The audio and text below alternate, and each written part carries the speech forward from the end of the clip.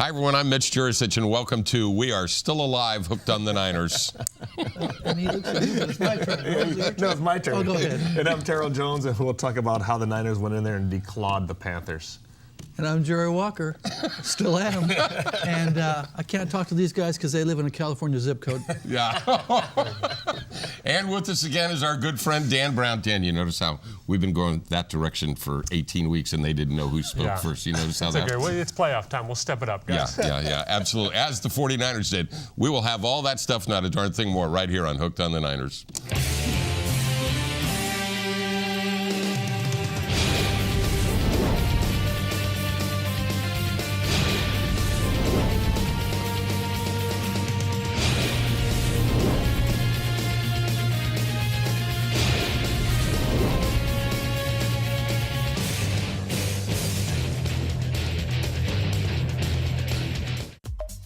Hooked on the Niners is supported by the Canyon Inn, 650-369-1646, and on the web at www.canyoninn.com.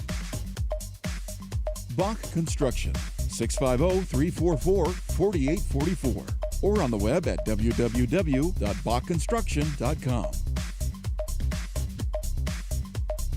Lawson's Wildlife Adventures, 650-504-3400. On the web at www.lawsonwildlifeadventures.com. Tisa's Pepper Jelly, 650-787-2357. And on the web at tisaspepperjelly.com.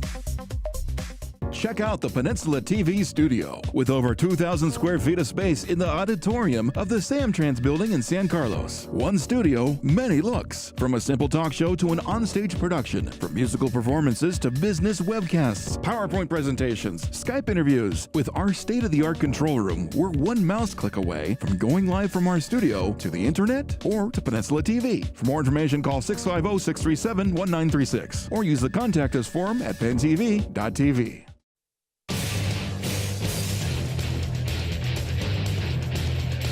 All right, welcome back to Hooked on the Niners. Lots to talk about. Great game down in the Carolinas. Kind of amazing what this team is doing, going up to Green Bay and then flying back to the West Coast, going to Carolina, playing in a game that was 80 degrees warmer than it was when they were in Green Bay. But everyone, even our friends out there, raise your hand if at some point you didn't think of January 24th, 1982 for the goal line stand in the Super Bowl. Anybody? Two times. I saw it twice. Yeah. Wow. 9 plays inside the 7-yard line, and they came away with 3 points. That's awesome. With Ahmad Brooks in the role of Dan Buns. Oh, Yeah, exactly. Ahmad Brooks, we were talking about it before our friends joined us here. He did a great imitation of Superman there. So. Yeah, or Troy Polamalu, or whatever his name is in Pittsburgh. The unbelievable play, the leap. I mean, that was Some just athletic amazing. ability. Wow. Just a little bit. Wow. They talk about the 49ers having linebackers. Yeah. Usually, even some local writers talk about like 2 linebackers. That's right. I heard there was a story that I've got to catch up on. The story on the inside guys. We'll get to the outside guys eventually. But the way Brooks, you're talking about the amazing athleticism on the penalty when he leaped over the line when it was Cam Newton. Right. And really, I mean, that shows how fearsome and how deep this defense is. The penalty didn't cost him, but Exactly. there are a lot of people on that defense, a lot of people on that line capable of making a big stop. And Brooks probably is the most underrated guy on that defense because Aldon Smith gets the sacks, Willis and Navarro Bowman get a lot of pub, but Brooks has been a real key figure for that defense. All year. Yeah, he had to. Yeah. But the funny thing is during that stance, the announcers were saying, well, the guard fell. But if you look at it, the guard was pushed. Right. I mean, they just jammed him so hard. Right. That caused, who was it, D'Angelo Williams? Oh, no, it was Tolbert. It caused Tolbert to fall over him. But, that's a great play. Because you're such a clever writer was the reason I didn't read that story. When I saw LBs, I thought you were talking about pounds, and you were going to be making fun of me. And I was reasonable assumption. Yeah, well, yeah. And I had my attorney all set to sue the San Jose Mercury News. But anyhow. But now he's going to sue the Seahawks. Exactly. Seahawks. Yeah. Kaepernick started slow. I mean, the old couldn't hit the broadside of the barn, couldn't put it in the ocean. I mean, it was That other Superman from the other team started fast. whoa. Yeah. But it's how you finish that That, matters. It didn't look good Hey. in the start with that Cam Newton showed up. Oh yeah. Yeah. I mean, but like they said, time of possession, yardage. But what do you put on the scoreboard? Yeah. That Points. was actually my favorite part of the game is when Carolina was talking crap the whole game. Yeah, I mean, yeah. I know the Niners speak for themselves. Right. Carolina's talking crap the whole game, and Cap's just standing there listening, looking at the guy, and Cap goes, Oh, yeah. scoreboard. Yeah, right. Take a look at what's Scoreboard. going on up there. Exactly. Finally, that last drive in the first half was such an important drive, to get them ahead in the game. The catch in the corner by Vernon Davis, who I've said at times maybe sometimes drops ones that he should catch. Well, he only had one catch the whole game. Right, And that was right. it. That Yeah, one. that was the one important catch. one, yeah. And then tells in the post game lets us know in the post game press conference that he worked Gore. on that with Frank Gore. Gore. Yeah. How about Frank Gore? Frank Gore steps up a lot of things we don't see going on. Behind the scenes, he's might be the Superman. Well, and you're right. Here's one thing, and we've talked about this all year long, composure about the Niners. Yeah. Okay, which is not very good. Frank Gore, you watch him. He got hit so many times and grabbing the ball from him, and he just walks away. Yeah. They should be more like him. Absolutely Even Coach right. Harbaugh, Absolutely right. be like Frank I think Gore. it's funny. I thought the same thing. He rips off that big, pivotal run late in the game. Yes. I think it was a 39-yarder. Put the ball down, ran back to the huddle. Who may have been the first guy all day from either team to do something like that. Yeah. Frank Gore is the steady, emotional rock of that offense. And when they need big yards, he gets them, and he kept it under control. And the old cliche about running backs that, he may get 2 yards, 4 yards, 6 yards minus 1, 2 yards, but at some point he's going to break it. I mean, that fits basically all running backs. But this guy could be the poster child for that. Yeah. And he's not the breakaway, he's in the open, he's going to score. Correct. Yeah, right, not anymore. But those runs are the ones that just stick the dagger right in the, I didn't mean to pretend like I was going to stab you, but you were there. Yeah. Well, what I'll say about Gore is he those 1 or 2 yard runs, in his case, are usually 3 or 4 yards. Right. He doesn't get hit behind the line too often. He doesn't get the loss very often. He gets something. Yeah. Even when there's nothing, he gets something. Yeah. And Yeah. he dusts himself off and goes right back. Yeah. And I guarantee you this about Frank Gore. You can talk about all the runs yesterday. The one thing that's probably sticking in his mind is when he fumbled that ball. Yeah. Got it back, though. I don't know how he did. Yeah. I don't know that he fumbled it though. He never had it. No. Well, I don't think it was a fumble. It was it was a bad handoff. Coach Harbaugh, talk about composure. That's the farthest I've ever seen a coach out on the field. Wow. And apparently wasn't talking about the play. He was talking about the fact that the clock was running. Right. And nobody had noticed it. So I'm not going to defend him just because he's our coach. I can see why you would run out there. He's trying to be. There was only 5 seconds. You yeah. lose those 5 seconds, and you're on the 1 yard line, and the half's over. You're Yeah, you don't even get a chance to kick the field goal. But again, show some composure. Yeah. Because just let's look at this. If it's not called a touchdown, you're 15 yards back. Right. Okay, so now you're in a little bit of trouble. Yeah. So yeah. so he's it's only a field goal attempt. No extra chance at a touchdown. Exactly. Right, exactly. Yeah. Now, he did say that a lot of the players told him, hey, you need to get off the field, and I told him, yeah, you're right. So he owned up to it. Well, how about Anquan's the one? Oh, you know what? I didn't want to bring up his name because I've been doing that too much, and I don't want anybody to get the wrong idea. Oh, we already have the wrong idea, especially when you have the picture of him in your truck. Yeah, we've got the wrong idea. What a player. Yes. What a player. It's now to me, and I'm not an X's and O's guy, if you're going to double Crab, they're going to go over here. If you're going to double Anquan, we're going to go here. So they have choices. It's just a matter of, it's the maturation of Kaepernick to me is this whole deal. He's been growing up more and more. Look at this. In Arizona, nothing good happens in the desert. Green Bay, sub-zero temperatures. Now in the tropics. The maturation is there. If he can ever start a game fast and keep his foot on the pedal, that's a hell of a quarterback. It's a hell of a quarterback as is. Exactly. But if he's got an upside, that's even more I impressive. guess what I'm saying is for us at home, I'd like to relax a little sooner. Come you on. can relax in March. It's no fun sitting there relaxing. Come on. Are you kidding me? Have a little more excitement in your life, Mitch. I want a 52-10 game every once in a while, so I can maybe doze off, walk around the deck. I don't think you're going to get that in Seattle. No. Yeah, we'll talk about that a little later. So, as they say, defense travels, and it certainly did. We've got about 30 seconds left. Okay, I would say the point about Kaepernick is you worry about this these 3 road games and this hurdle after hurdle he has to clear, it seems like at the end of these 3 games, he's stronger and the team is stronger than it was before because they've gone through this kind of proving ground. Right. And they go to Seattle not worn down by the road, but strengthened by it. Can you send me an email saying that sort of stuff during the game? You know, to calm me down, sure. calm me down just a little bit. All right. Speaking of calming down, we're going to have Jerry Walker show us some stuff that's going to go into the museum. And he's got a chest over here that I'm sure has a body in it. So hurry back to watch Hooked on the Niners. I don't know, something's in there. Chocolate-covered macadamia nuts. Oh. Hooked on the Niners is supported by California Catering, San Mateo, 650-345-4881. On the web at CaliforniaCateringSanMateo.com. California Catering, South San Francisco, 650-589-0729. On the web at www.california-catering-company.com. California Catering, Emerald Hills, 650-369-4200. On the web at www.cacateringcompany.com.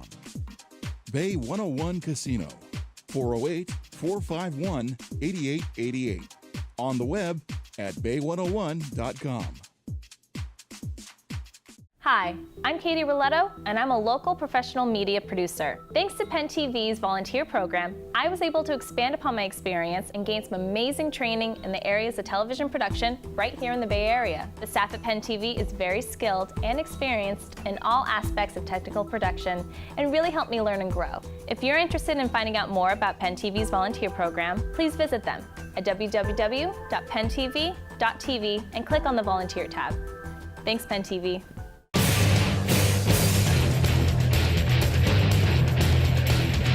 Welcome back to Hooked on the Niners.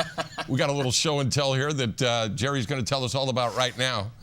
What year, what seasons, what era do you think this is from? I'm going to say that is 1958. Wow. What is The it? 60s? Oh, okay. 1960s. Pretty good. A team travel bag. And Okay. It's actually not an individual player's. It's like equipment and things like that. Okay, stuff goes in there, footballs, whatever they want. But 60s, that's a few years ago. Yeah, that It's is in a few better years shape ago. than me.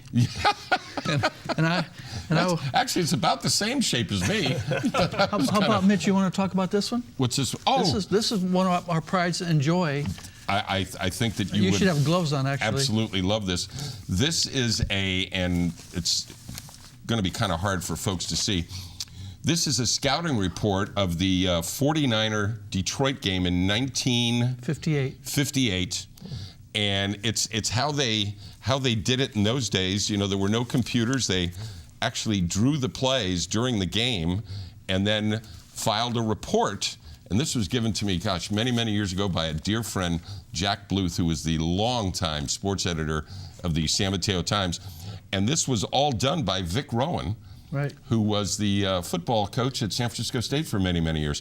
Just kind of goes to show you how far we've come, huh? He's a coaching legend in the Bay Area. Absolutely, absolutely. I know that you're interested in that, and So you're thi- probably going to correct all that grammar. Yeah, where's the video review? This is typical of the types of items, artifacts that we are gathering for the Hall of Fame Museum. Yeah. Different people have donated things, and that was a donation. That's one of my favorite donations. So we It got was some. in my office one day, and then it wasn't there, so I don't know if the word donation is right.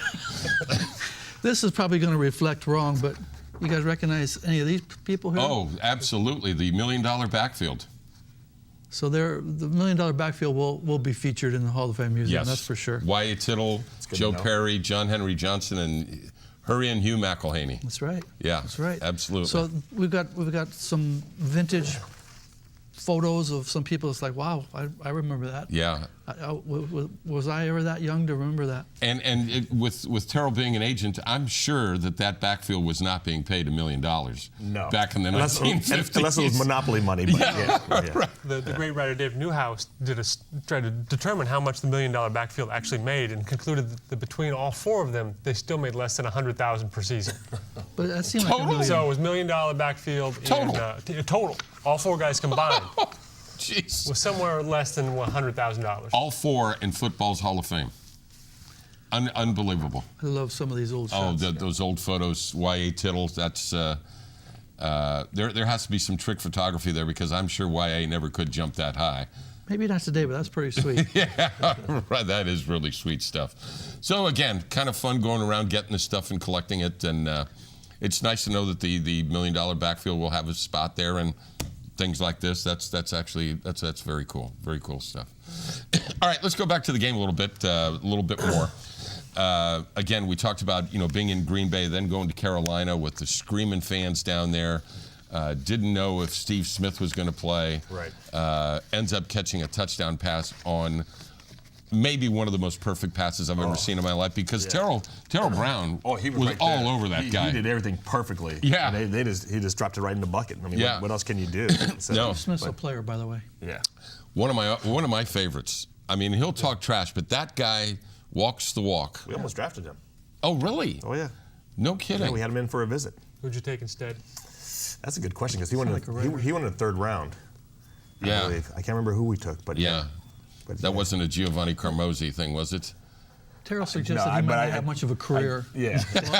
Longevity. Might only be good for a season or two. His speed? Nah, he doesn't have the hands. We touched on it a little bit in the break, but all that trash talking they did in Carolina, which was pretty much from the first whistle to the last whistle, really is kind of a preparation for what they're going to get in Seattle. Yeah. They're going to have to do a better job of keeping their composure, because Exactly. Seattle's not going to let up either. So they can go, do the war words thing like they did yesterday, but they're going to risk penalties. Right. They're going to risk mistakes. They're going to risk doing what Carolina did, which is kind of unraveling a little bit because they got too swept up in it. Yeah. But let's go back to that for a minute. Yeah.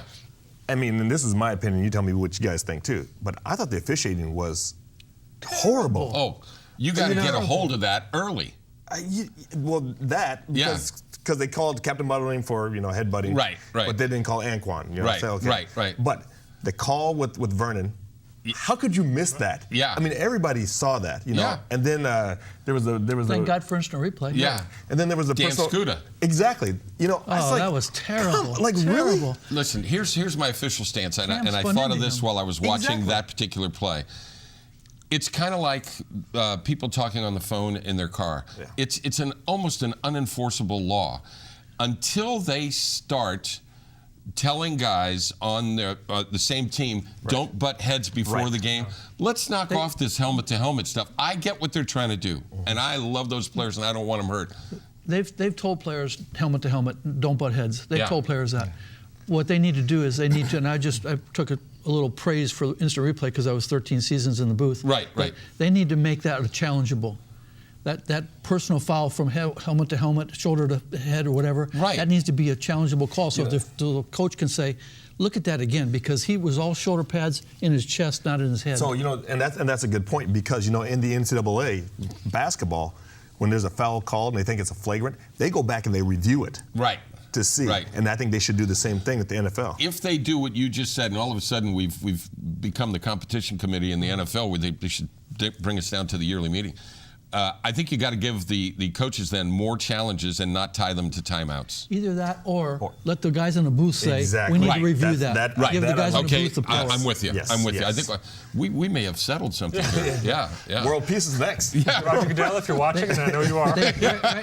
Right now, they review every touchdown and every turnover. Yes. Right. Let's review a helmet to helmet too. Right. Give them that power. Right. Exactly. You know what? You just brought up something. If someone is out there that's clever enough, and we've got Rocky Robinson here who is, let's send a copy of this to Roger Goodell and see if he will come on our show at some point. Now, where am I going with this? I overshot that, didn't I? Hey, Super Bowl's here in a couple years. You never know. Exactly. New get him stadium seated- next year. We'll get him seated right there. We'll grill his A-double-S like he has never had it grilled before.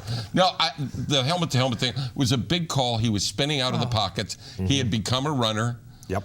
And He spun into Scuda. He did. and then I thought, this is going to be Ahmad Brooks in New Orleans all over again. Yeah.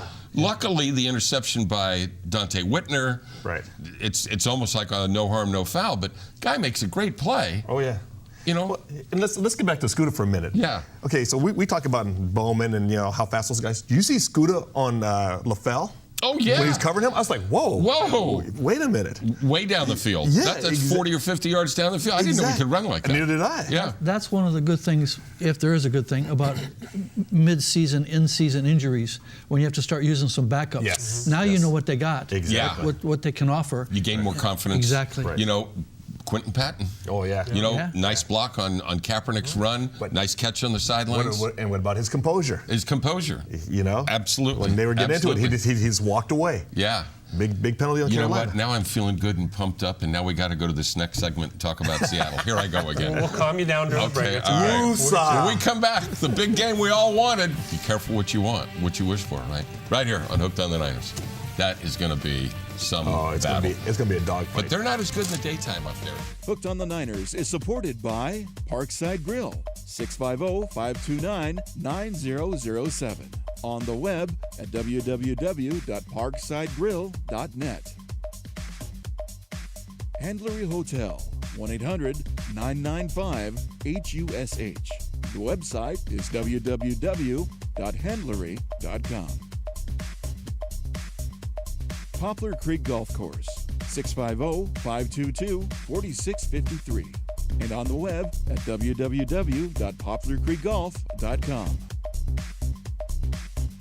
Eddie Perez and Company, 650-363-5904. On the web at www.eperezpainting.com. Armstrong Carpet and Linoleum Company, 415-751-2827. On the web at www.armstrongcarpet.com.